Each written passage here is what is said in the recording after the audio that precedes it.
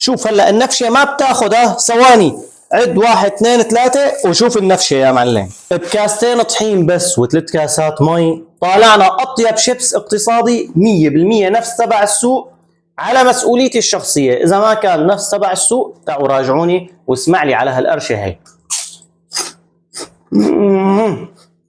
والله تحفه فنيه حبايبي. خلينا نبدا بوصفتنا سريع سريع. بكاستين طحين بس مع 3 كاسات مي رح نعمل اطيب اكله اقتصاديه، بس هي مكوناتها وهي بهاراتها، ما فيها شيء نهائيا، سهله جدا، لذيذه لذاذه من الاخر. بنضيف هال3 كاسات المي هون عندي بالخلاط، دائما ننزل بالسوائل بعدين بالنواشف مشان شفره الخلاط. كاستين طحين، طبعا الكاسات اللي استخدمتهم انا 300 مللي، وانتم اي كاسه بتستخدموها بتحطوا فيها كل العيارات. معلقه صغيره من الاوريجانو ومعلقه صغيره من الملح. الاوريجانو والبابريكا اللي بدي احطها هلا كمان معلقه صغيره، هدول اختياري وفيكم تعملوه ساده ساده، هذا الشيء بيرجع لكم. بدنا نخلطهم منيح منيح مع بعض، نضل شي 3 دقائق عم نخلطهم على سرعه عاليه. بعد الخلط منيح منيح بنصفيهم، التصفايه كتير مهمه، ما بدي اي تكتلات تكون فيهم، بدنا الخليط كتير ناعم، ومنصبهم بهالابريق قبل المرحله الجايه.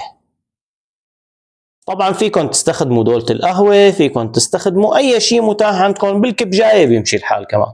اي مقلايه عندكم ما بتلزق تيفال جرانيت تكون نوعيتها ممتازه، لان اذا لزقت تنزع لنا كل الامور.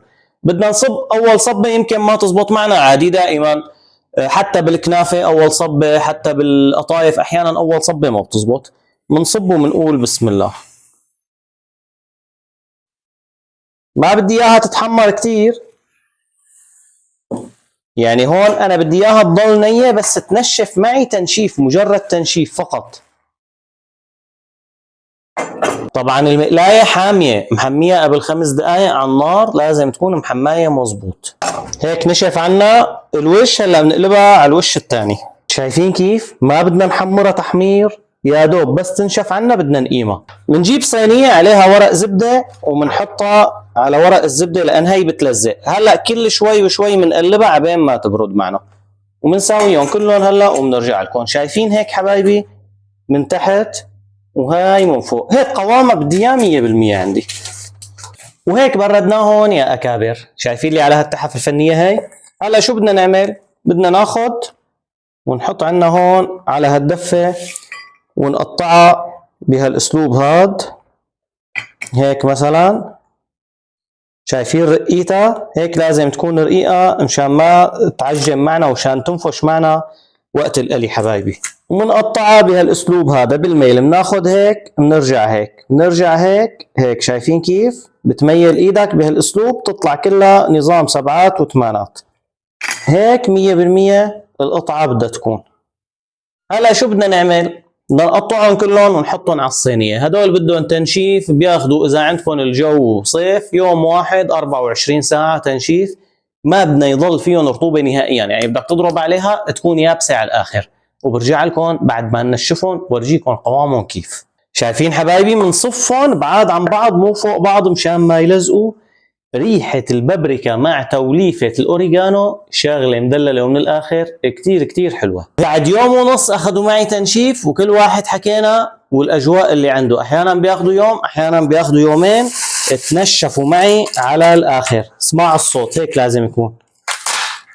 شايفين هيك منشفين و100%. هلا وين بدنا نروح؟ على المقلاية، ومنروح فيهم على هالمقلايه يا اكابر. وهلا شوف لي التحفه الفنيه كيف راح تصير مثل الجاهز تماما، وبنقول بسم الله.